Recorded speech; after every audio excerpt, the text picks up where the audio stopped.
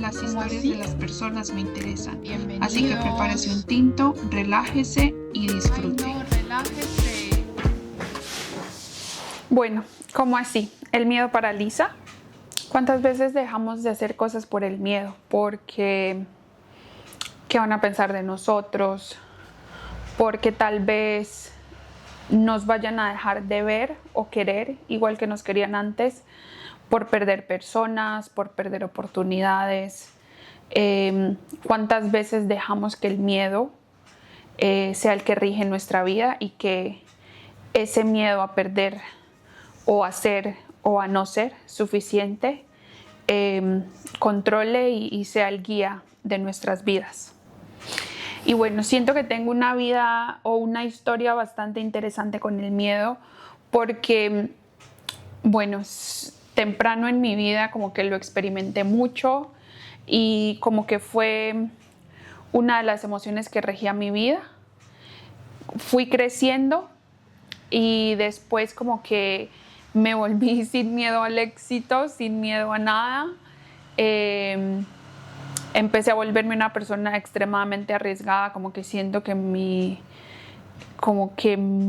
miedo, o no era que no lo sintiera, pero creo que era muy fácil para mí simplemente salir de ahí, o no verlo, o negarlo, o no dejarme llevar por él. Como que me fui de un punto en el que lo era todo a no tengo miedo de nada, o tengo mucho miedo, pero sin miedo al éxito, como dicen por ahí. Después, y creo que con los años y con el crecimiento, como que me volví una persona tal vez más miedosa, pero también más responsable. Siento como que una de las cosas que cuando más joven, que no dejaba que el miedo me controlara, digámoslo así, creo que también era un poquito como insensata, como insensible, como irresponsable. Entonces creo que he ido yendo y viniendo del miedo, como que lo he experimentado muchas veces más, dejo que me rija, después para nada, y ahora tal vez un poquito más de balance, y como que ahí voy con mi miedo. Y lo siento ahora tal vez como un poquito más de responsabilidad que miedo per se. Y creo que la razón por la que he estado reflexionando sobre el miedo en las últimas semanas es porque, bueno, llegué a Colombia a finales de mayo del 2026, no, a finales de abril del 2026. Y lo que pasa es que, bueno, el periodo de las 5 semanas antes de las elecciones de primera vuelta de presidente en Colombia, las pasé todas en Colombia. ¿Qué pasó? Viajé más de 30 horas, muchos vuelos, obviamente. Viajar de Australia a Colombia es lejísimo. Y bueno, viajé más de 30 horas. ¿Qué pasó? Llego yo a Bogotá el viernes en la noche del 25, creo que fue 24 o 25. El sábado, ¿qué pasa? Un atentado en la vía de Popayán a Cali.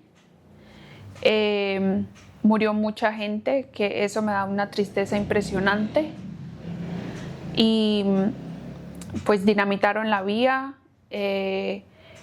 Ese día no se pudo transitar por esa vía, había que tomar una vía alterna con la zozobra de no saber si habían más atentados, más explosivos, qué más iba a pasar. Entonces como que para mí creo que fue ese choque cultural que me da Colombia una y mil veces, especialmente porque no visitaba Colombia hace 2 años. Y hace 2 años la pasé muy bien, viajé, disfruté mucho y como que me fue tan bien, y llego y me encuentro con eso. Entonces como que justamente como en los días antes de las elecciones que algo así pase, hubo, o sea, en lo que llevo de mi estadía en Colombia en 5 semanas, han habido más de 10 atentados.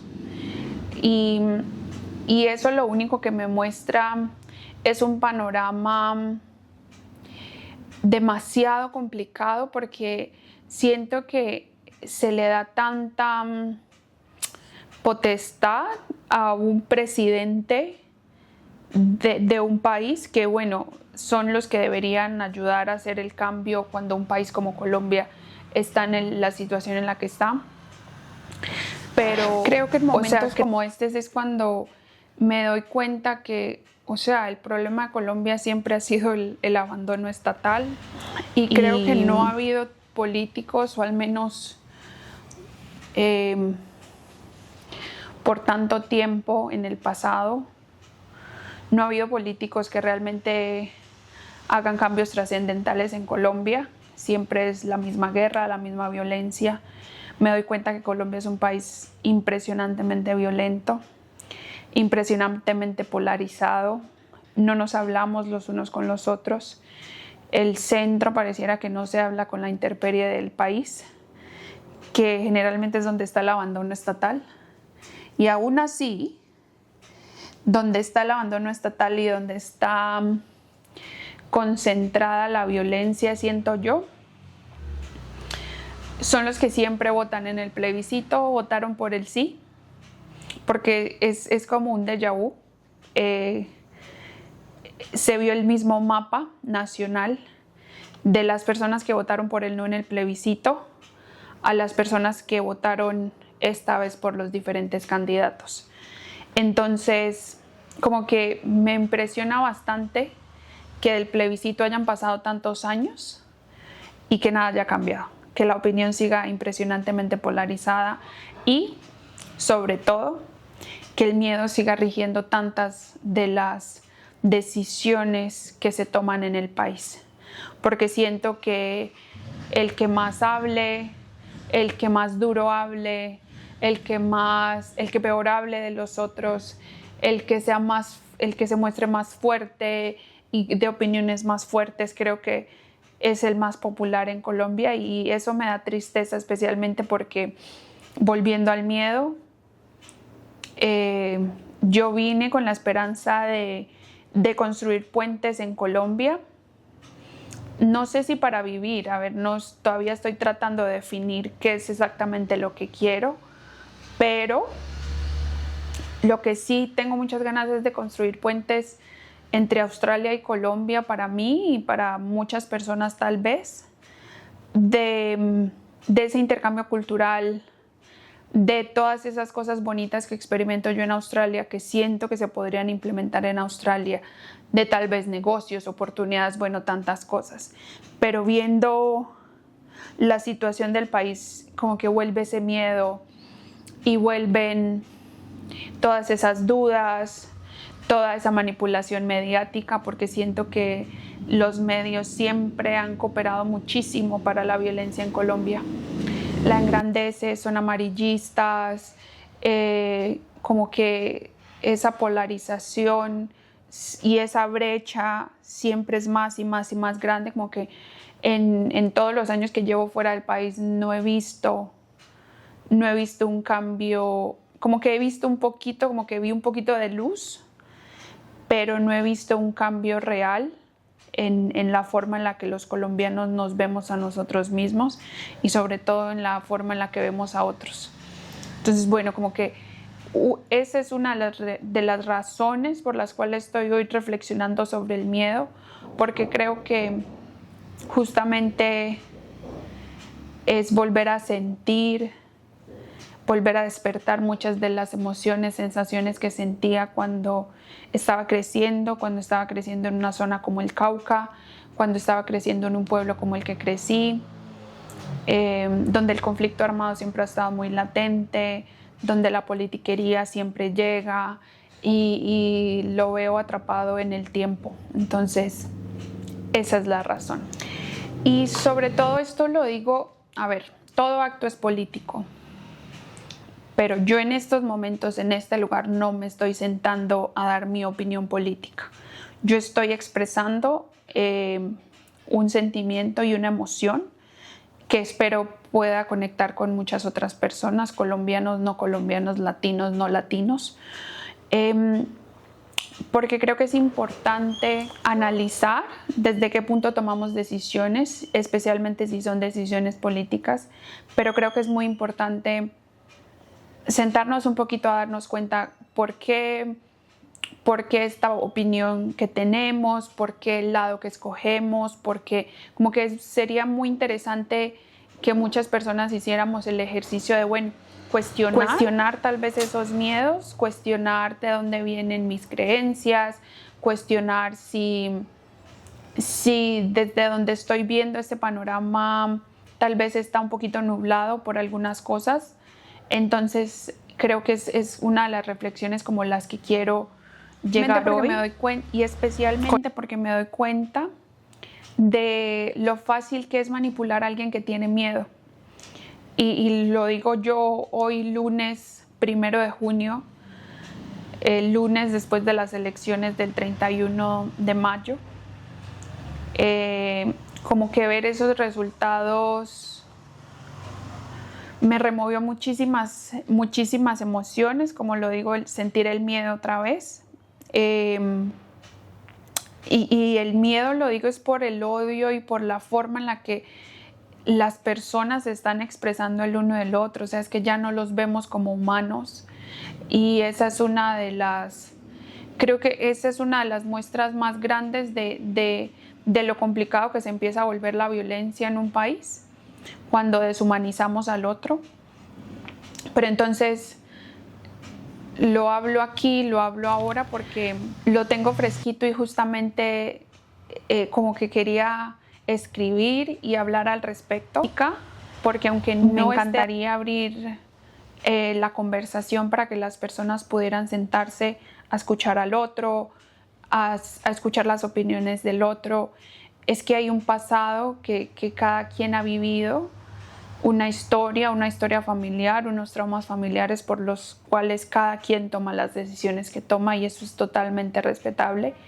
Pero a lo que me niego, creo yo, en estos momentos, es a permitir que sea el miedo el que tome las decisiones por mí, a que el próximo paso que yo vaya a dar o mi futuro se vean afectados o se vean inclinados hacia un lado al otro por puro y físico miedo. Creo que eso es lo que no quisiera que pasara, no a mí, no a mi entorno. Entonces, de aquí viene. Soy un poquito nerda, entonces hice con una simple búsqueda de Google sobre el miedo y los discursos de miedo, encuentro que consiste en comunicar riesgos asegurándonos que hay algo que temer, con una narrativa de control que asegura mantenernos a salvo a través de cierta intervención.